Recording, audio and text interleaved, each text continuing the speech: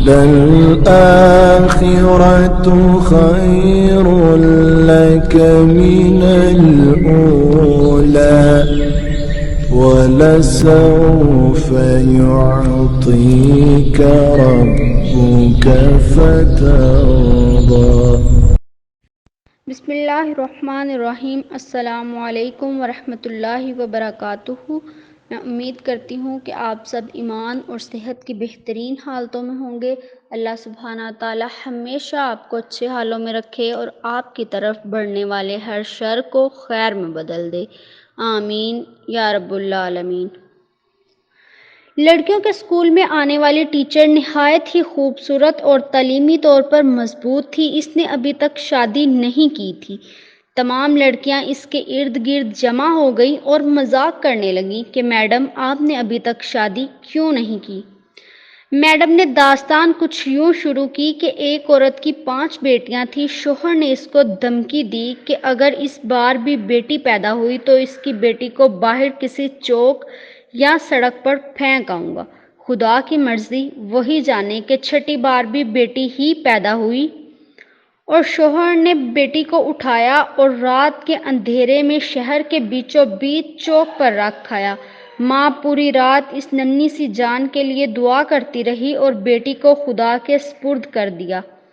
دوسرے دن صبح باپ جب چوک سے گزرا تو دیکھا کہ کوئی بھی بچی کو نہیں لے گیا۔ باپ بیٹی کو گھر واپس لے گیا، لیکن دوسری رات پھر چوک پر بیٹی کو رکھ آیا۔ لیکن روز یہی ہوتا، ہر بار والد باہر رکھ کر آتا اور جب کوئی نہ ہی لے کر جاتا تو مجبوراً واپس لے آتا۔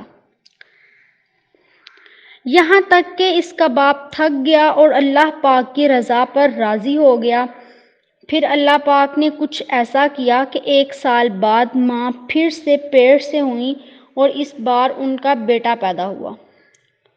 لیکن چند دن بعد بیٹیوں میں سے ایک کی وفات ہو گئی، یہاں تک کہ ماں 5 بار پیٹ سے ہوئی اور 5 بار بیٹے ہی پیدا ہوئے۔ لیکن ہر بار اس کی بیٹیوں میں سے ایک اس دنیا سے چلے جاتی، صرف ایک ہی بیٹی زندہ بچی اور وہ وہی بیٹی تھی جس سے باپ جان چھڑوانا چاہ رہا تھا۔ ماں بھی اس دنیا سے چلے گئی۔ ادھر 5 بیٹے اور 1 بیٹی، سب بڑے ہو گئے۔ ٹیچر نے کہا، پتہ ہے وہ بیٹی جو زندہ رہی وہ کون ہے؟ وہ میں ہوں، اور میں نے ابھی تک شادی اس لیے نہیں کی کہ میرے والد اتنے بوڑھے ہو گئے ہیں کہ وہ اپنے ہاتھ سے کچھ کھا پی نہیں سکتے اور کوئی دوسرا ان کی خدمت کے لیے نہیں ہے، بس میں ہی ان کی خدمت کرتی ہوں۔ اور وہ 5 بیٹے کبھی کبھار آ کر حال احوال پوچھ لیتے ہیں۔ والد ہمیشہ شرمندگی کے ساتھ رو رو کر مجھ سے کہا کرتے ہیں، میری پیاری بیٹی، جو کچھ میں نے بچپن میں تمہارے ساتھ کیا اس کے لیے مجھے معاف کر دینا۔ میں نے کہیں ایک بیٹی کی باپ سے محبت کے بارے میں ایک پیارا سا واقعہ پڑھا کہ ایک باپ بیٹے کے ساتھ فٹ بال کھیل رہا ہوتا ہے اور باپ بیٹے کا حوصلہ بڑھانے کے لیے جان بوجھ کر ہار رہا تھا۔